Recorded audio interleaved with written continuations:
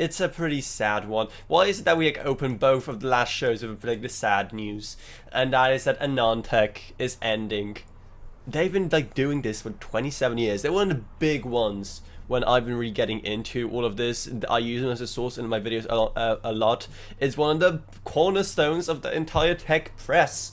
And just like that, it's gone. I think they pointing it out themselves. It's very poetic that the very first review was of an AMD CPU, and then the very last review was of an AMD CPU. So it's a nice way to, you know, start and end. Just for some context, they've been doing this since 1997.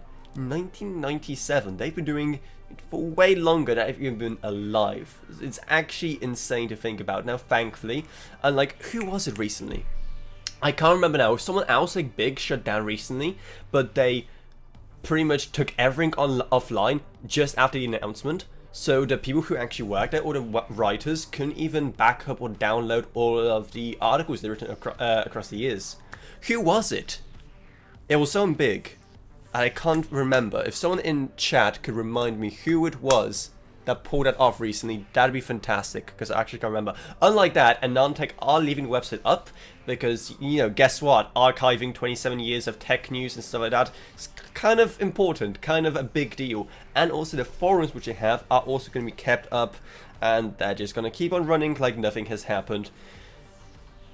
Oh man, just trip down memory lane here of all the photos. Look how young everyone is. Look how young all of them are. And this is only 2016. They haven't attempted to go into audio and audio video at all. Like, why? That's like the very obvious direction. And because Anandtech has that reputation already, it'd be so, maybe not super easy, but relatively easy to get an Anandtech channel going, because they already have the name to back it up. If they can get those people to just like write some scripts for some videos on a YouTube channel, call it Anandtech, that, I think that could be a way to preserve their legacy. But written media is just not what it used to be. You can very much make money off of it. If you don't know, for a while last year, for like a period of 6 months, I wrote articles for Geekawatt and the sister site PC Hardware Hub, and that is pretty much most of the money is just about affiliate links. And even just, I'm honestly surprised myself, even for a small channel like my own, how much you can make on stuff like Newegg affiliates, Amazon Associates. Like, it pays, even for a very small viewership like mine, it pays surprisingly well. So if you have a viewership, and if you just do everything to SEO maximize everything and to really push the links as much as possible, you can make serious bank. And that was like the big thing with articles I did for people like Geekawatt, and especially with PC Hardware Hub. It became even further about just making you click on the links. And something I definitely need to get better at myself, just making it more obvious that, hey, Amazon Associates is a thing, Newegg affiliates is a thing, we have the links, you know, click them. And that's the thing about another thing about it is the way the programs work, especially Amazon Associates, is that if you buy literally anything from Amazon, it doesn't have to be the product that is linked by, you know, the website or the YouTube or whatever. It can be, as long as you get to Amazon via the link, everything is fair game. I had like, what, mosquito repellent, I made money on that. Like a canned tomato soup, sites like these, you just have to really maximize in any way possible, because ads just aren't what it used to be. I mean, especially seeing hello, I can't see ads on here as well because ad blocker.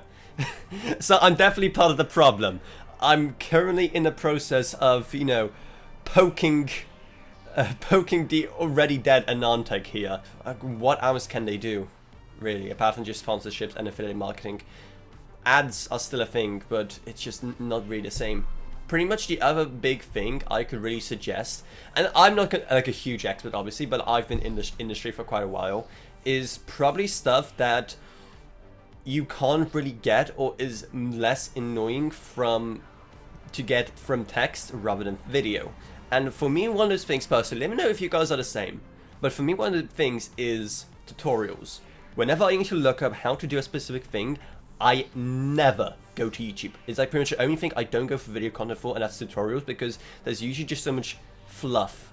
There's just so much fluff and just yapping about nothing at the start of the video. It's difficult to find exactly what you want. It has gotten easier, ever since YouTube introduced chapters, and now you can just like skip to a specific chapter in the video, but I prefer, when doing tutorials, I prefer just to have text. I don't have to like pause, rewind, anything. I can just quickly find the paragraph I need, just highlight it, whatever, and then just, as long as they very simply put it what I need to do step by step, I find written tutorials much easier to kind of deal with. Again, if you're the same, let me know in the comments. Is it just like a weird me thing?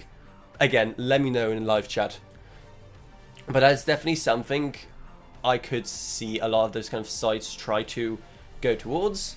Again, if that is a trend that a lot of people share, not just me, it's going to be definitely weird not having Anandtech here in the industry anymore, but that is a life.